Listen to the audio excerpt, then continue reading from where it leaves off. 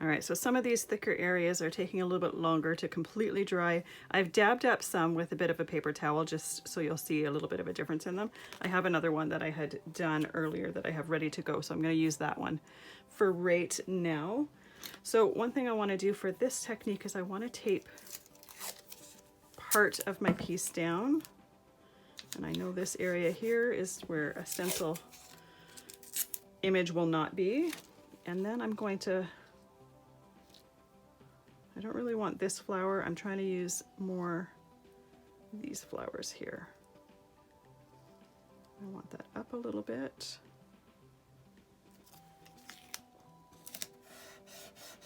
I do see my tape in there inside the image, so I want to lift that up a little bit so that I don't have that.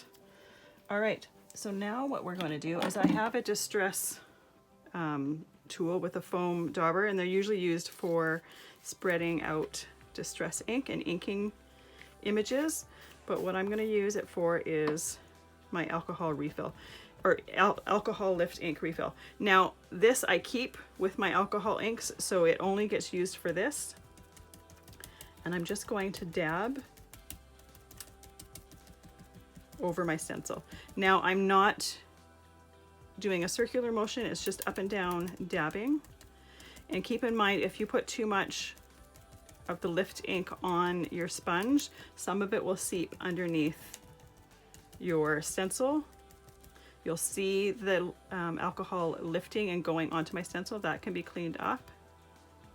So this is the reason why we're taping it down, so I can lift this up and I can start lifting the alcohol ink. Now in some of those really dark areas, if it hasn't really lifted as much as I would like it to, I can put my stencil right back down and do a second pass, and it will be positioned exactly how I need it to be.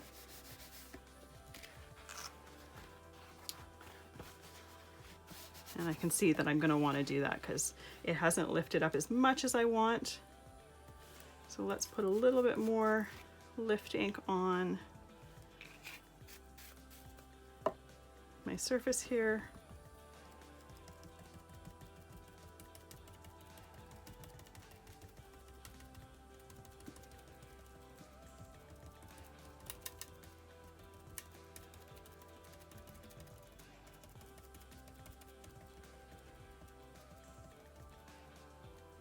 And you can rub it a little bit, but just with a light hand. And all that I'm doing by doing that is I'm just trying to rub some of that alcohol ink to get it to move a little bit.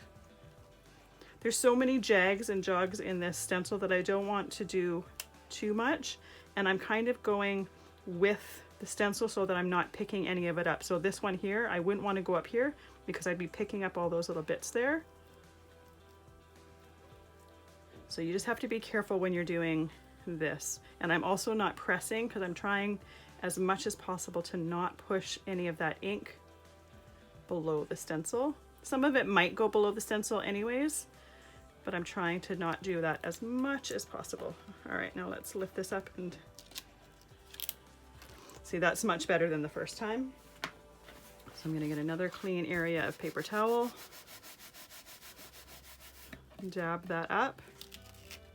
And you can see some of the ink where it went under the stencil. For this particular image, it's totally fine. And I would choose an image that if that happened, it wouldn't ruin anything. But you see how with the dark background, having a nice contrast just really gives more of a wow factor than if the background was really light. All right, so I've lifted up as much as I can. So now I'm going to go in with a clean area of paper towel and just a light circular motion. Just get any excess ink off of there. So the stencil I would clean off with some permanent stamp cleaner, but I will do that in a moment. Tape stick into my finger. All right, let's remove this piece of tape here. And then all of our pieces are ready. We can just put our card together.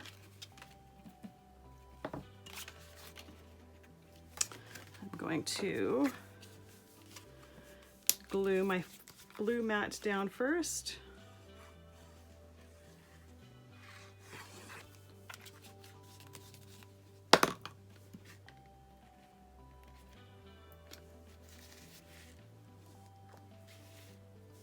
And then my alcohol ink piece. Sometimes the backs look really, really cool, how the ink kind of pools underneath. And you get some really interesting looks.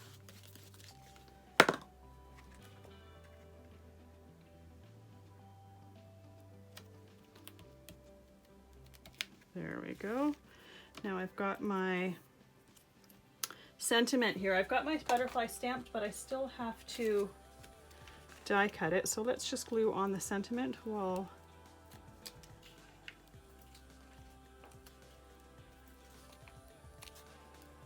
we have it here. Let's move this out of the way. I want to get this off of the table before I put something in it. So I did put some foam pop dots on the back of the sentiment so it pops up just a little bit. Just a simple way to add some dimension.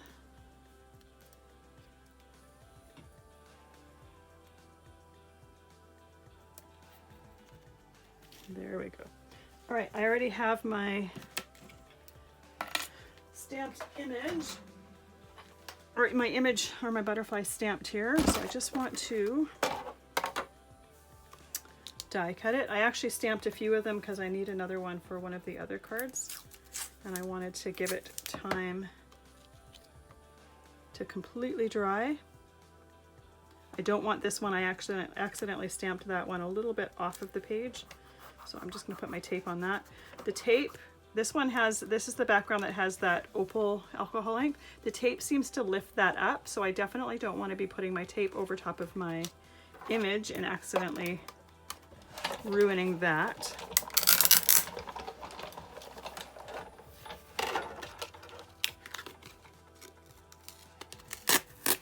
So see how it lifted in some areas there? So just be aware of that where you put your tape. Don't put it over top of your image, just in case that happens. Sometimes, even though you think something's gonna, or you know something's gonna happen, sometimes it just doesn't. There's not enough pressure in that area, but just be aware of that. So I'm going to, my glue doesn't want to stick, or doesn't want to flow now, but rather than, actually I'll fight with it. If you ever have glue that doesn't want to come out of the nozzle, just take a thumbtack and push it in and it should start flowing again. I always have a thumbtack just sitting nearby for that particular reason. There we go. Now last step, even though that butterfly's got some sparkle to it, I'm just going to add a little bit of stickles to the side of the wings.